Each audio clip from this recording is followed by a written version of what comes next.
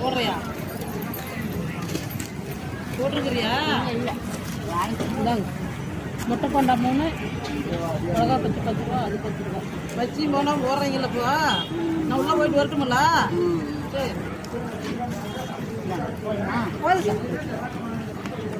எவ்வளோ ஆச்சுங்க?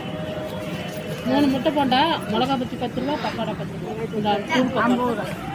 போதுங்களா? போதும். மொச்சையில் வேண்டாமா? மொச்சை சுண்டல் வேஸ்ட்.